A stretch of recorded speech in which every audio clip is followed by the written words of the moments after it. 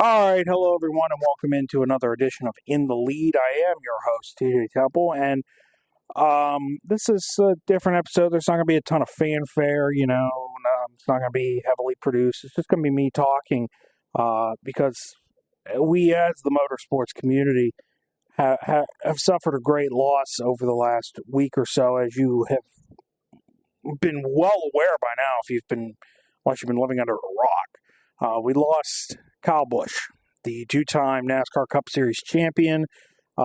He also has won the most races out of anybody in NASCAR's three national series combined. That being the Truck Series, the O'Reilly Series, and the Cup Series. He won 234 overall victories in those three series. We lost him tragically last Thursday as I'm recording this. I'm recording this on Tuesday. We lost him last Thursday at the tender age of 41. It came as a shock to everybody. And as we heard the day earlier, or earlier in that day, we heard that he was in the hospital with a severe illness. And then, of course, later that day, we found out that he had passed.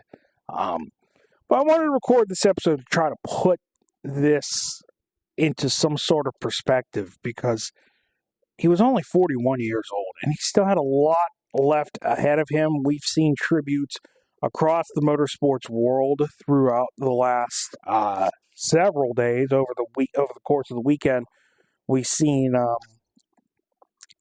the Indianapolis Motor Speedway, the scoring pylon there lit up with Kyle Busch's picture.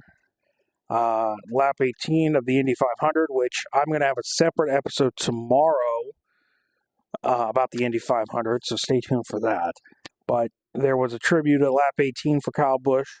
And there was a tribute, tons of tributes over the course of the NASCAR weekend across all three series, the Truck Series, the O'Reilly Series, and the Cup Series as well. So we've seen the outpouring of love from the NASCAR community. And, of course, Samantha, his widow, his wife, and his son Brexton made an appearance at the Coca-Cola 600 on Sunday night. That was the first time they've been seen in public since his passing. And, I mean, say what you will, She is in pain. You saw it in her face. She is in pain. She's in agony. But it just shows how strong and how resilient of a person she is, showing up just mere days after her husband tragically passed. I mean, this has struck the motorsports community very, very hard. I'm just going to speak for me for just a moment. I'll be honest, I was not the biggest fan of Kyle Busch. I didn't like him, but I didn't hate him either. But you just have to admit, you have to have respect for what he has done for NASCAR, for the sport. He was a true wheelman. I saw this video the other day on social media of the 2012 Budweiser shootout. I totally forgot about it. But he won that race, but almost lost the car at least twice, maybe three times. He almost lost the car and almost wrecked. But he drove incredibly well in that race, and he ended up winning that race. I just, like I said, I had seen it on social media just the other day, and it's truly a tremendous loss for the world of motorsports, not just NASCAR, but for all of motorsports. He was wanting to run the Indy 500. He unfortunately never got that chance, which is a shame because I think he would have done very well. His brother Kurt did run the Indy 500 back in 2014 or 2013. I think it was 2013.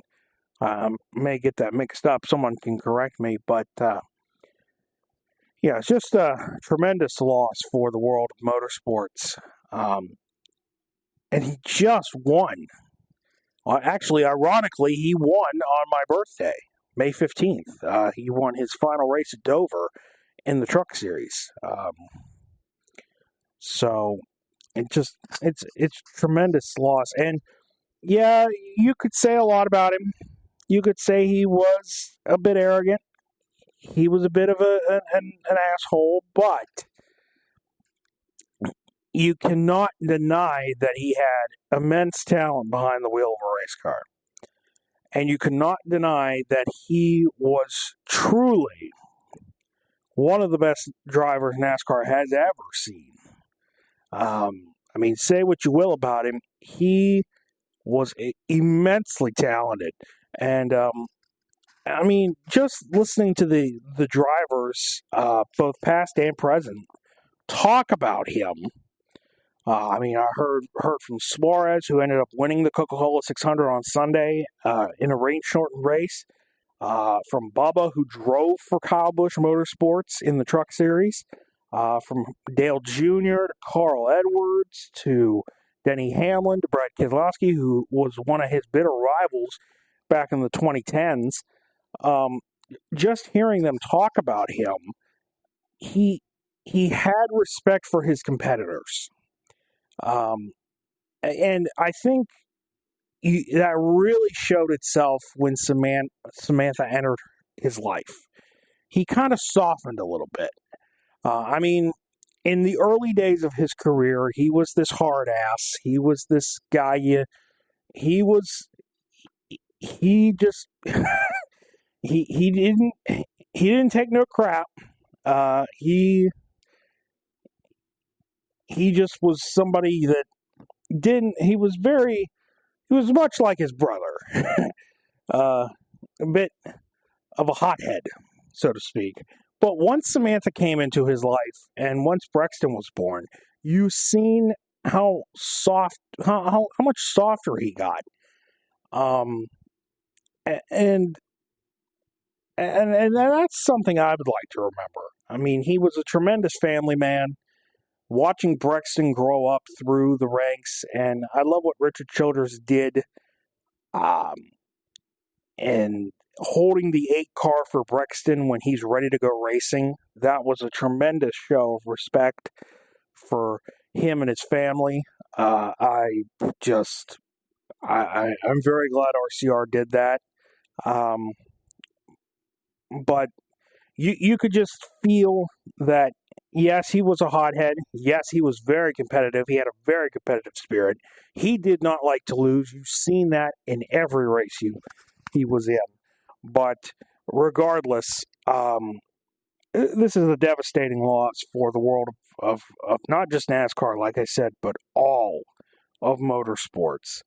And there will never be another Kyle Busch. I am firm in my belief in that there will never be another Kyle Busch. So, as I posted on social media when this news broke, my deepest condolences go to Samantha, Brexton, Lennox, his brother Kurt, his parents, everybody in his family, all of his competitors on the track, both retired and current. Like I said, it's just a tragic loss for the world of NASCAR. And I mean, my jaw hit the floor when I heard the news on Thursday, and it's still hard to wrap your head around. It hasn't even been a week yet, but it's hard to wrap your head around. And I truly, like I said, we will never see another Kyle Busch ever again in the history of NASCAR in terms of driving ability, in terms of personality, because that's something else Kyle Busch had. He had a personality. Not a lot of drivers nowadays have that, but Kyle Busch did. And it's just something we'll never see again, I don't think. And it's tragic. He spent 21 full-time seasons in NASCAR, which is pretty much most of my life. I don't remember a time when there wasn't Kyle Busch on the racetrack, and now we have to move on and go on without him. It's going to be surreal. The rest of this season and beyond is going to be very surreal not having Kyle Busch on the racetrack. It's tragic. It's sad, and I just wanted to do this episode, this podcast, just to kind of put this into some sort of perspective. It's really what I wanted to do here today. So, Kyle Busch, may he rest in peace, and he will never be forgotten as long as NASCAR is around. He will never, ever be forgotten. So I want to thank you all for listening. And again, tomorrow we'll have an Indy 500. I'll have my thoughts on the Indy 500, which was a pretty good race. But we'll talk about that tomorrow. I just wanted to make this episode about Kyle Busch and my thoughts on a true NASCAR legend. And yes, that word gets tossed around a lot these days, but Kyle Busch was a true legend of the sport of NASCAR. And I also heard people say that this was like losing Dale Earnhardt. This was our generation's Dale Earnhardt. And I kind of see those comparisons. I kind of get those comparisons because this was like losing our Dale Earnhardt. I wasn't young enough, or I was too young to remember losing Dale Sr. back in 2001. I was only 4 years old. I wasn't even 5 years old yet. But this was definitely the equivalent of losing Dale Earnhardt, I think. So, once again, thank you for listening, if you made it this far. And, again, Kyle Busch, one of the best to ever do it. May he rest in peace. And once again, he will never, ever be forgotten.